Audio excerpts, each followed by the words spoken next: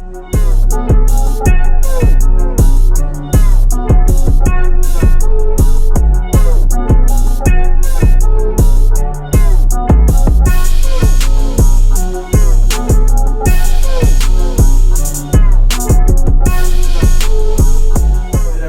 is your boy De'Shaud. And I'm Colin Ayers. And we are back with another episode of Soul Expressions. What's going on, y'all? Man, Colin, I mean we gotta get straight into it, man. Since we last came together, it has been so much that is going on. A lot. From the BET Awards a couple of weeks ago. I really enjoyed that. What's your thoughts on that? I think this is the best that it's been in a while. I always say my personal favorite was the one where Monique did the Beyonce. But for a while I kind of dead it out a little bit. But this particular awards had a lot of popular celebrities performing and just showing out, and I really enjoyed it. Yeah, I feel like they really had like the best, like everybody that's popping right now. Like if you aren't on the radar right now, I feel like you weren't really given the invitation to perform. They had Lil Baby, which is had a super crazy year. 2020 was very crazy for him. He opened up with Kirk Franklin, and the song that they have, "When We Will Win." Yeah, We Will Win. That's the name of it. Like I love the track. I think that performance also set the tone. I think it kind of let it know, like, okay, this is gonna be a pretty dope awards. Yeah, I enjoyed it. I felt like Jasmine Sullivan and Ari Lennox. You like that performance? Yeah, I like that performance. I pretty much enjoyed all of them, but that one was another favorite of mine because I felt like they sounded really good live. Yeah, they did. And I like them too as individual singers as well. I would say one thing that I noticed was the fact that they had a lot of commercials, but I believe that's also the reason for them being able to have like longer performances, which I did really appreciate or whatnot. So I would say I noticed. Yeah, now that you pointed that out, I did notice that. Most times in the past, like they cut off the performances maybe like halfway. The commercials, it's not too many commercials to run back in, but like this time it was like there was a lot of commercials, but the performances were longer.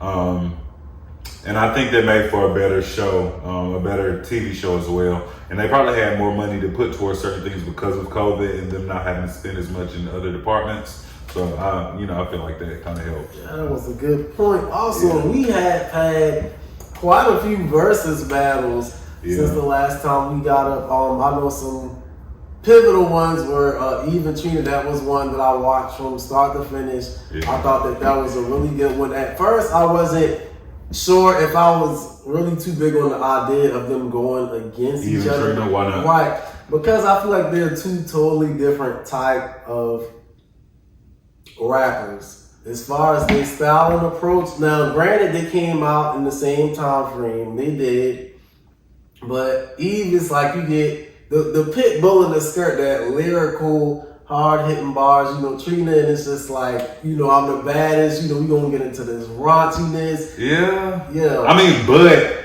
I could also hear them play either song and then play the other back right after it, and it, still hit as hard. Like, I see what you're saying, like, she was the pit bull in the skirt. She had the prints on her chest. Right. Like, she was like, she was out there. But I feel like Trina was too, like she was just like a ratchet princess with it. Like her bike was like her ghetto girl. Right, and honestly, I think Trina set the tone for the type of female rappers that are out currently right now. You think so? Yeah, they basically talking about the same type of shit Trina talked about when she came about. Okay, I agree with what you say, but I agree with it for a different reason. I agree with it because I feel like she made women's rap music, the raunchy rap music, where the beat was turned up on that, like that Florida style music. So I think, now you got like your city girls and even like Megan and other rappers who is like their rap game is like hard hitting, like, yeah, I'm a girl, but like I'm that bitch, that girl. Like, yeah. I agree. But that battle turned out way better than I thought, and I feel like that out of all of the verses, like that verse is up there. It's up there. And one for the culture that it started out, I believe, with like a Twitter beef with Bow Wow and Soulja Boy. It started off as a joke, and I guess Timbaland and Swizz kind of got together and was just like, let's just make this. It made sense. It really made sense for them to put it together like that. Yeah, and it was. Yeah. I feel like it was so highly anticipated because both have played a major impact on the culture. It both kind of commemorates, I'd say, like childhood and teenage years. For us both. Me and you in the same category. Bow Wow came out about mid. Like I remember being at home watching my block TV with his music, like first figuring out who Bow Wow was, or when Lil Romeo came out, or when Soulja Boy's commercials was coming for the ringtones every day. Like, yeah, so I feel like, I miss childhood. For sure, but I definitely feel like the Twitter beef chaos thing, it definitely helped push the hype for it. Now, it may be just me. I did watch the battle from start to finish. It didn't really give me the energy that I thought that it was going to give. Why you said it? I don't know. Like at the beginning of the verses, you typically have like the DJs. They getting the little pre-show. They getting everybody hyped up for it. And the two DJs, Bow Wow DJ, Soulja Boy DJ, it was basically kind of like battling each other, and it's just like, I'm gonna take it back to this and da da da da da. And it's just like, I don't know, like something about that was like a buzzkill for me. So when they started, which it didn't take them long to start the actual verses, it was just kind of like, okay, y'all already blew me doing that. But and then I don't know what it was with Soulja Boy and the Make It Clap, the variant how many times remixes, that he had for that. Like I think that kind of threw me off a little bit as well, because it was some songs that I'm just like, instead of you playing Make It Clap 3 times, you could have dropped like Soulja Girl or he didn't drop that. Why me hit my bird walk? He ain't even dropped bird walk. It was like a couple of songs. I'm like, come on, man. The time music to do that, man, you could have dropped. I feel like a lot of people who are doing these verses, I feel like a lot of celebrities are trying to promote a lot of their music, their newer music when it comes to these verses, and it's like, I get that, but that's not what it's for. Like, I agree. That's not what it's for. You're taking away from the things that you could have really used to like get the crowds a win over some new shit that you played. Not saying that after the verses that could definitely be dropped. Like I'm all for it, but it's like you know what we wanted to hear.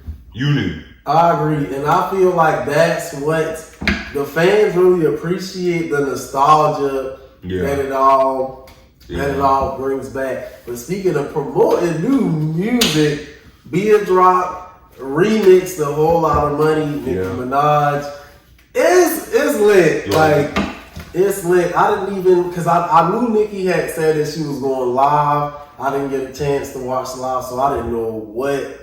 Yeah, I didn't see that. I saw like the, like the little pictures and videos that they posted from it or whatever. I didn't see it till this morning when I got up, and I was like, oh, this must be what Nicki went live for. I checked it out. I feel I like the call and response that her and we had with each other. T.I. I like that. Yeah, I like the Tia and Tamara, the Tia and Tamara a lot, and I also like how Nicki had that hold on holiday, I like how she bring that back. Like I like how she put that in there as well. Like it gave Nicki, Nicki will always come with the bars, but that old Nicki feel that the fans kind of grew to love. Like I appreciate Nicki for bringing that. Kind of throwing it back in, like just looping it around. Right. I would say, like, I also I'm always into like the behind the scenes aspect of things, and and so like with me following like Nicki and B on Twitter, I like to see the fact that Nicki, with her clout and his hype and his prevalent, with her being who she is, supporting these newer artists, and I love to see how much the newer artists appreciate it. Like the post that she made, just thanking Nicki for even, getting on the song and stuff like that. I love to see them paying, like just the love. I think that's what it's about. Paying the homage, because a lot of times I feel like, especially older artists, they kind of put this little notion out about Nicki, like she don't pay homage, or some people may feel like Nicki might be too much up there to really kind of show the love and respect. In actuality, she does. She does it. She does. Yeah, like I appreciate her. I love Nicki. I love that video. They look really good together. Like the live. It's a video too? No, like the video that they did, like the live and the pictures and posts and stuff. Well, but she definitely came. Yeah. She came with the bars. Yeah. She came with the bars. So on to our next topic. ShaCarri Richardson was not listed on the women's 400 women team for the Olympics. And that really sucks. Even after the suspension. Right. Even after the suspension for the positive marijuana test that she had gotten. Yeah, that was the talk of the town, pretty much. All over social media, the news. And I just feel like it's 2021, and it's like, how do you live in a country where we're united, but some places, have certain things legalized? Like, it makes no sense to me. But then for it to be, an issue when it comes to something like the Olympics, weed is not a stimulant. Like, well, I guess in some cases, but it's like, you don't smoke weed when you want to do something that requires a lot of work. I mean, I wouldn't, but hey, so it didn't make sense to me for them to, use that as something to say, hey, you can't, you can't perform. Yeah, now initially, I will say this, I wasn't really thinking when I first heard it, but I didn't publicly go and say something. This was like internal thoughts. I was just like, well, dang, like when the news came out, I was like, well, why would she, do something like that to put herself in jeopardizing such a huge accomplishment, that she was preparing to take on. And then, when she released, her press release, I'm not sure if that was what was CBS. I think that was CBS News. If it's not CBS News, well, I think it was CBS. That's ratchet. No, look, go ahead. It was wood. Go ahead. If it's not wood. You better keep this in here too, wood. If it's not CBS, then oh well. Okay. But, she released a statement saying basically, the news about her biological mom's death and etc. kind of influenced her smoking. She was dealing with a lot, Yeah, she was dealing with a lot. That's how she chose to cope with it. I can understand. We are human. Yeah. I mean, like that's your mom. I understand you. This is the Olympics, but at the end of the day, this is your life. Like, this is something that you have to go through. So it's like, can't nobody tell her, oh, you shouldn't have smoked or whatever. Like, I understand that this is the Olympics or whatever. I've seen people cheat their way through that.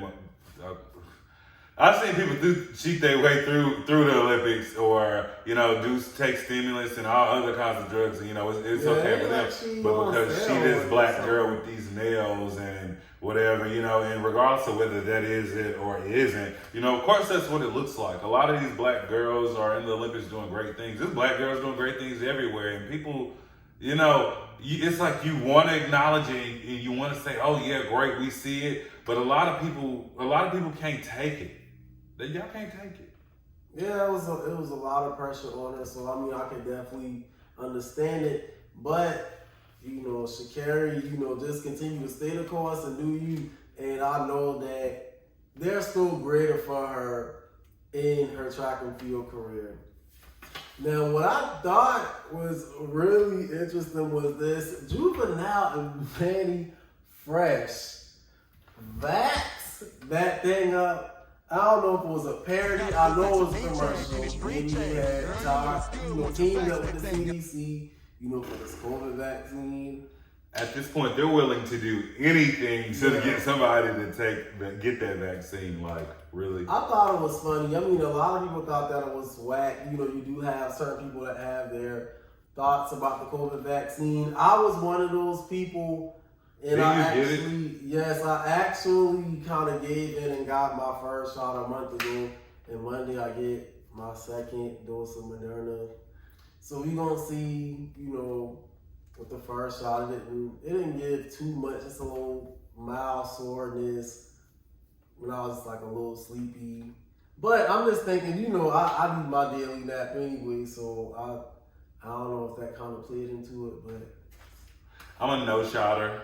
I'm a masker, and I'll remain that way. Oh, well, I'm gonna continue to wear. I get it, but you got the shot. Yeah. I was not getting that shot, and I wasn't either initially. I feel like I don't know. I don't know. Like I have personal reasons that make me feel some type of way about that shot or whatever. So like, yeah, I did too. But hey, at the end of the day, you gotta do what you feel is best for you whenever it comes to these vaccines, regardless. Even though the world's opening back up, y'all make sure y'all keep the mask on. Yeah, still stay even with me getting this vaccine, I still wear my mask because I don't even got much time for that. I honestly feel like even before this pandemic and stuff like that, we shouldn't have been that close anyway. We was too close. Like the way they designed these buildings and facilities and arenas and stuff like that to pack in the most amount of people. Y'all not thinking about the fact that the germs are there. People don't wash their hands. You come into the hot dog stand, you touching something, going back to your seat. You want to see Beyonce concert, you want to see the Mets play, and all these germs are going everywhere. We were bound to get sick. Like, we should have been practicing this 6 feet stuff, Yeah, I definitely agree. I'm going to continue to practice that. I'm a germ freak. But I don't even think they really had like a cold and flu season in 2020. A little bit. I'm pretty sure people did catch colds, but it was more so. I think all the news and media was focused on COVID. COVID-19. Yeah. But on to the next. Wendy Williams. Wendy Wild Out Williams. That's what we're going to call her. Wendy Wild Out Williams? Wendy Wild Out Williams. I like that because she'll be wilding out. She do a lot. And when she seen with Nick, no. What she seen with, has she been with Nick Cannon? I don't know. I know she was with Ray J. She was with Ray J. I can't, but more recently, actress Tabitha Brown. How I picked up on Tabitha Brown was on The Chi. I love The Chi. Talked about it in the previous episode. It's in the 4th season right now, and it's flawless. She loves The Chi. Yeah, it's flawless. They didn't have an episode last week. So I felt some type of way about that, but Sunday they back on. But that's where I know Tabitha Brown from. But Wendy had said something in regards to Tabitha retiring her husband, from his 15-year career with the LAPD as a police officer or whatever. And she had basically kind of made some shady remark. Tabitha responded. She was basing it off of her life and her experiences. Right, and she did it not in a outwardly shady way, but she basically had gathered Wendy.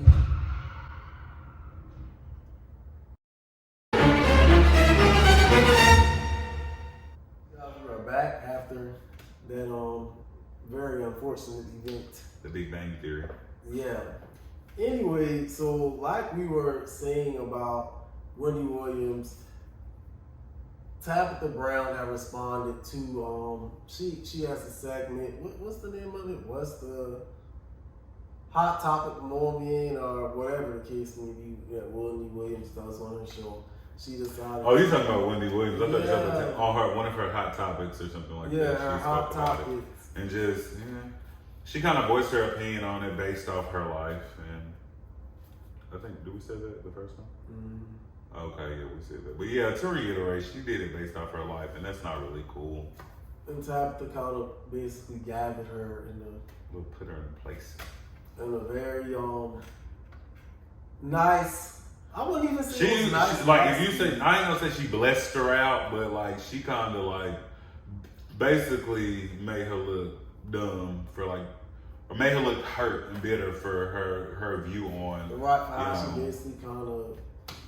Like, who does that? But anyway, it was a TikTok star, because a lot of people are enraged with her again this week because it was a TikTok star that had passed in Delaware, some wrongful murder or whatever the case may be, and you know how they were expressing how insensitive Wendy was about it. It was just very dry. Like, I think it was the fact that she mentioned, I believe it was the money or the following that he had, and the picture that the picture that she used was him, I believe, at a gas station, and like the facial expression that she gave was like, how?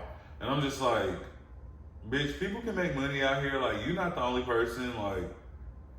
Like I don't know. It's just whack for that. Like, you making money off putting people down. When I understand that there's a place for everybody in the industry, but it's just like, come on now. There's a line for everything. Everybody knows.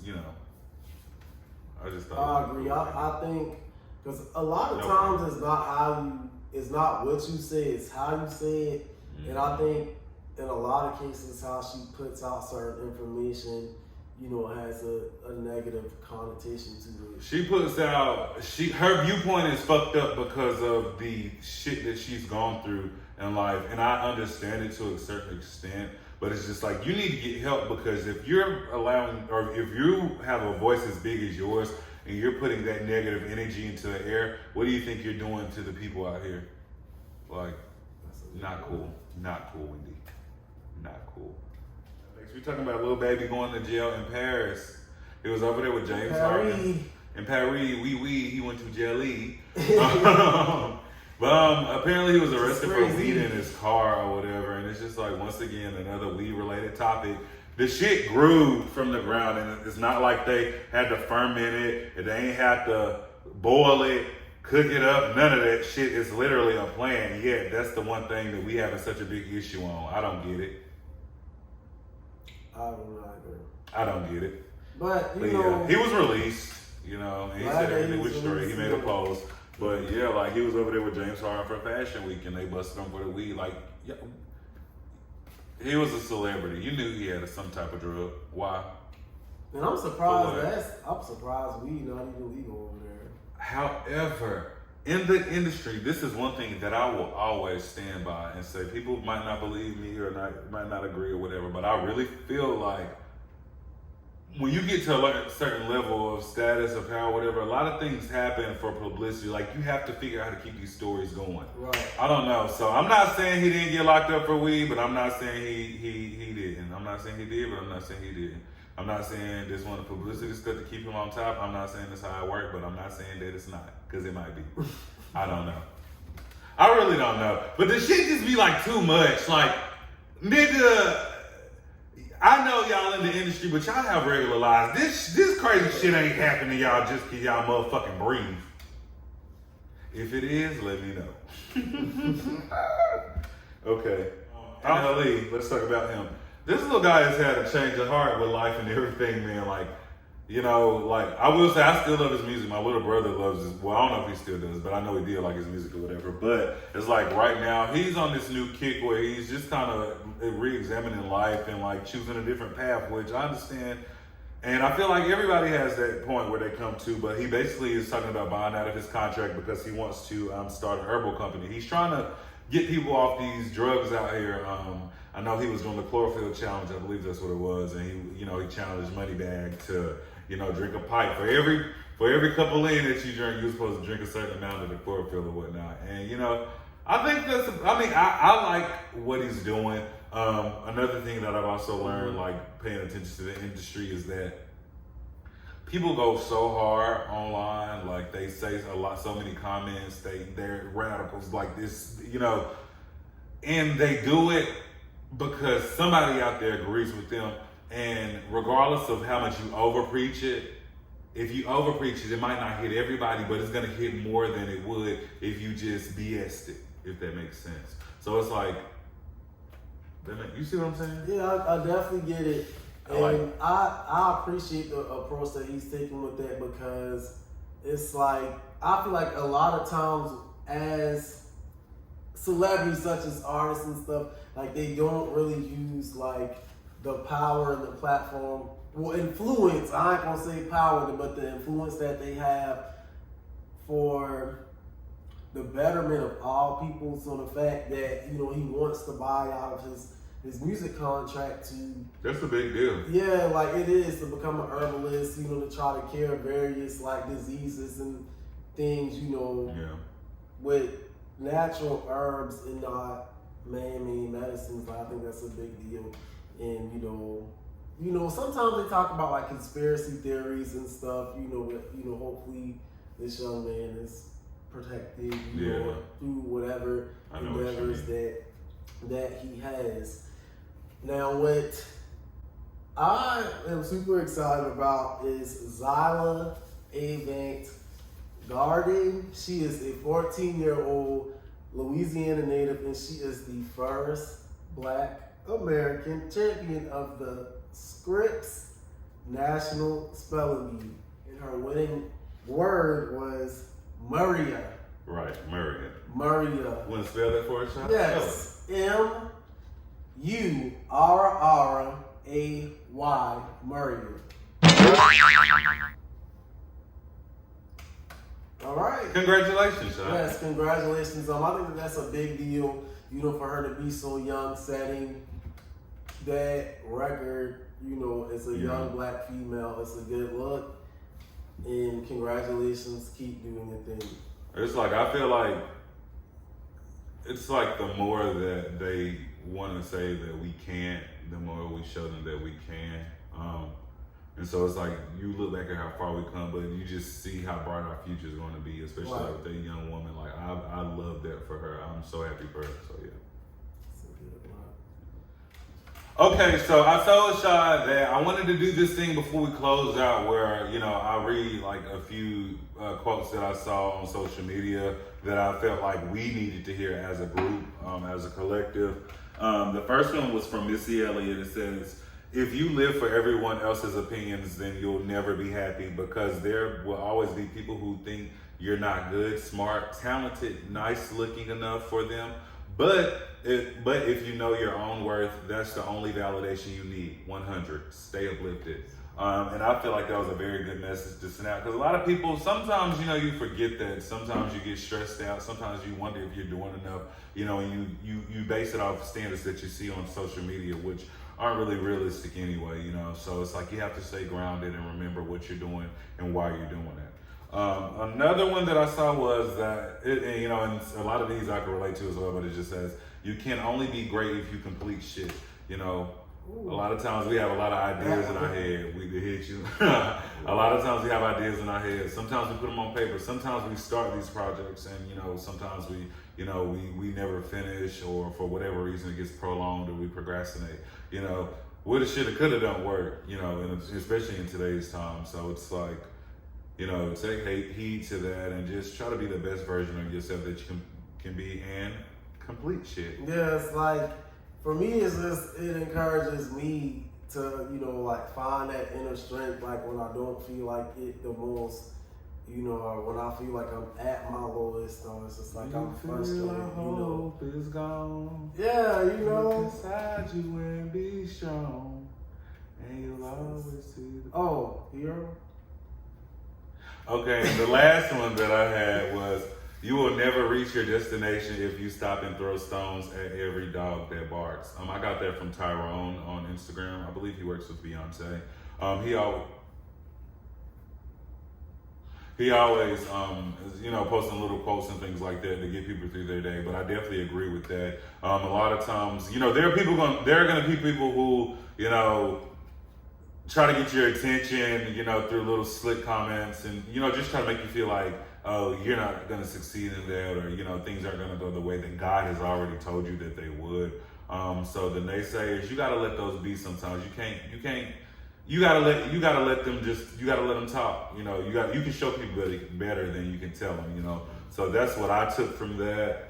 But yeah, I feel like those, we're probably gonna do those more just because I like them and just because, you know, we need some positive and reinforcement out here. You gotta share it out there too. Like, you know, reach one, teach one, each one, and all that other stuff. Yeah. Right. Yeah. But yeah. All right, you guys. Well, that's all that we have for you tonight. We hope that you enjoyed this episode 7, Soul Expressions. This is your boy De'Shaud Cox. And I'm Colin. And make sure that you guys like, comment, subscribe, share this video, and we're going to catch y'all next time. We out. Hey, we out.